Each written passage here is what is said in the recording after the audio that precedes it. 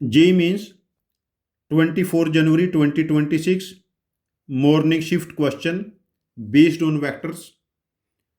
Let vector A equal to 2i plus j minus 2k and vector B equal to I plus j and vector C equal to A cross B, जो हमें direct मिल जाएगा यहां से.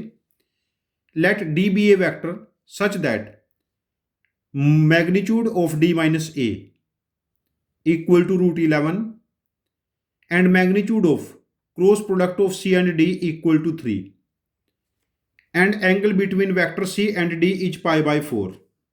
Angle between vector C and D is pi by 4. We have to find A dot D.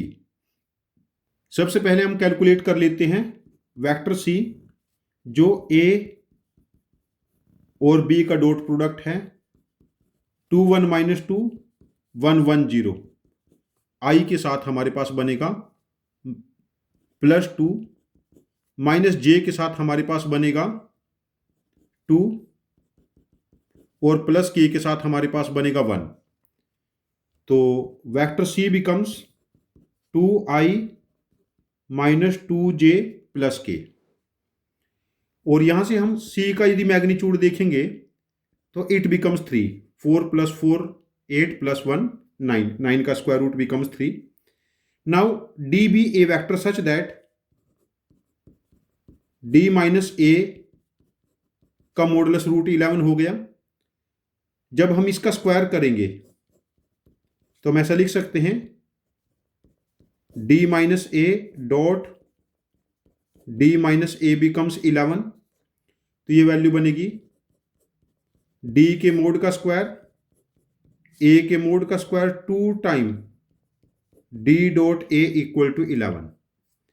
और यहां से देखिए जो A का मैग्नीट्यूड है, मॉडुलस ऑफ A है, वो 3 है. 4 + 1 + 4 9 का स्क्वायर रूट ऑफ 3.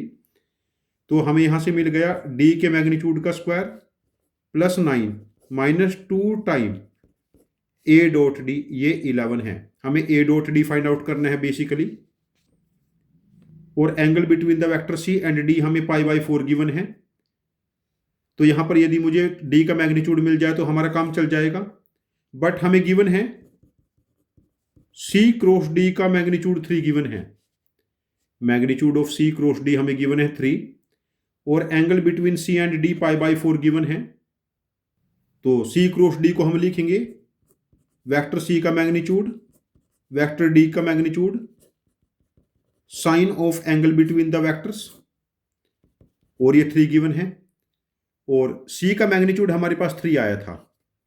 यदि 3 यहां पर पुट करेंगे इससे कैंसल, तो D का मैग्नीट्यूड 1/√2, ये वैल्यू 1 है. तो D के मैग्नीट्यूड का स्क्वायर हमारे पास इधर आने के बाद ये 2 हो जाएगा.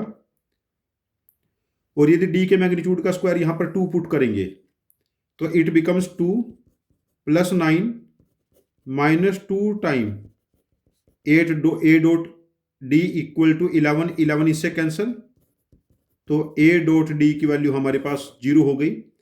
A and D are perpendicular vectors. A dot D हमारे पास 0 हो गया. तो इस क्वेश्चन का आंसर मार्क करेंगे answer option 1, answer option 3 that is 0. ये क्वेश्चन जस्ट एक कैलकुलेटिव क्वेश्चन है, ये कोई डिफिकल्ट केस नहीं है. बस मेरा आपको ये सजेशन है कि 8 10 12 स्टेप्स के क्वेश्चन लिख के प्रैक्टिस करते रहिए. यदि कैलकुलेशन टेम्परामेंट डेवलप हो गया, आप 10 12 15 स्टेप के क्वेश्चन स्मूथली कैलकुलेट कर पा रहे हैं, तो आप लोग मेंस और एडवांस दोनों जगह अच्छा स्कोर कर सकते हैं. Thank you very much for joining with us. Happy learning with us.